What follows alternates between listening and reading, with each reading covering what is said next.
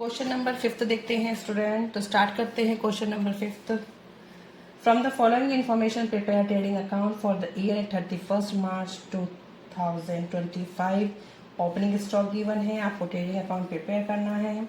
तो स्टार्ट कर लेते हैं पहले। To opening stock 40,000। To purchases. अब परचेजेस देख डालेंगे तो चेक करते हैं, परचेज रिटर्न तो नहीं है, रिटर्न आउटवर्ड लिखा है तो ये आपका माइनस होगा, तो इसलिए अंतर लिख लेते हैं। Less return outward, outward means purchase return, तो ये आ जाएगा आपका 3,20,000। फॉर्मेट पता होना चाहिए, क्वेश्चन बिल्कुल सिंपल हो जाता है स्टूडेंट। फॉर्मेट को आप जरूर चेक कर लेना, फॉर्मेट वाली वीडियो को आप जरूर देखें। एक बार आप देख लेंगे तो आपको फॉर्मेट लर्न हो जाएगा। कैरेज इनवर्ड आपके डायरेक्ट एक्सपेंसेस है, कैरेज आउटवर्ड होते हैं तो प्रॉफिट एंड लॉस में जाते हैं, ठीक है। Wages and salary, wages and salary आपका डायरेक्ट एक्सपेंसेस है, लेकिन अगर सैलरी एंड वेजेस आ जाएगा तो वो आपका पी एंड एल में जाएगा। वेजेस पहले लिखा होगा, वेजेस डायरेक्ट एक्सपेंसेस ही होता है। अगर वेजेस एंड सैलरी है इट मीन्स डायरेक्ट एक्सपेंसेस, अगर सैलरी एंड वेजेस है तो पी एंड एल में जाएगा, इनडायरेक्ट एक्सपेंसेस,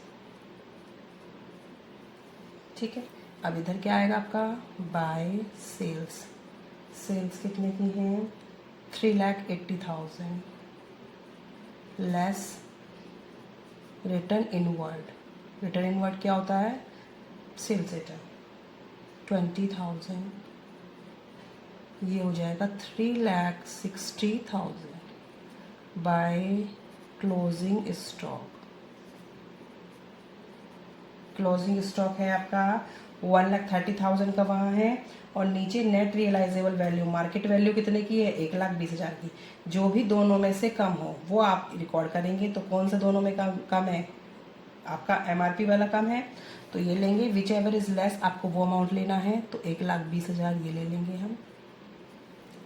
जब भी आपको इस तरीके से लिखा हो तो जो भी दोनों में कम हो आप वो रिकॉर्ड करेंगे।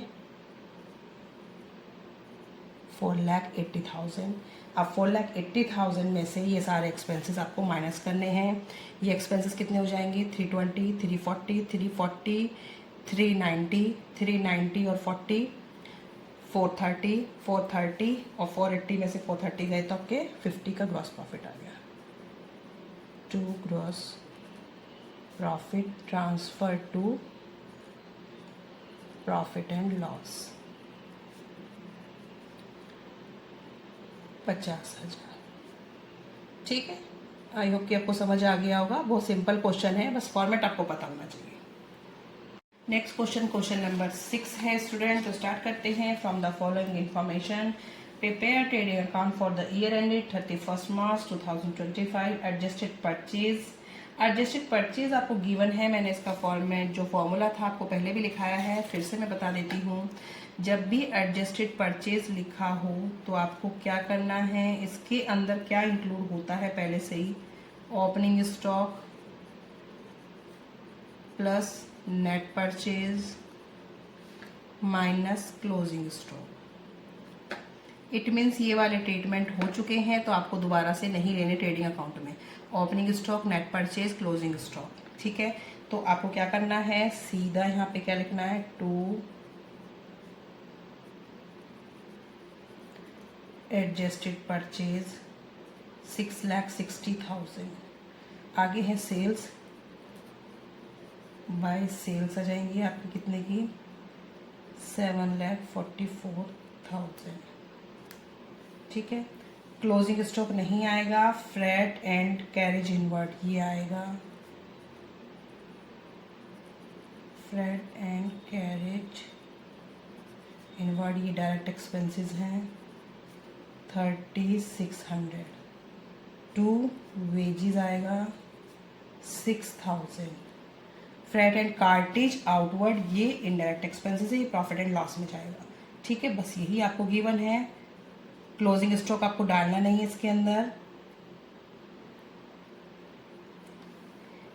इसमें से इसको माइनस कर देंगे तो आपका आ जाएगा gross profit transfer to profit and loss.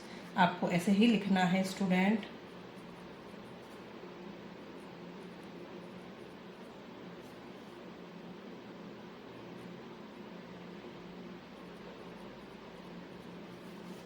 ये देखो सिंपल क्वेश्चन था, ठीक है। बस ध्यान किसका रखना है, एडजस्टेड परचेज का। एडजस्टेड परचेज गिवन है तो आपको क्लोजिंग स्टॉक मेंशन नहीं करना।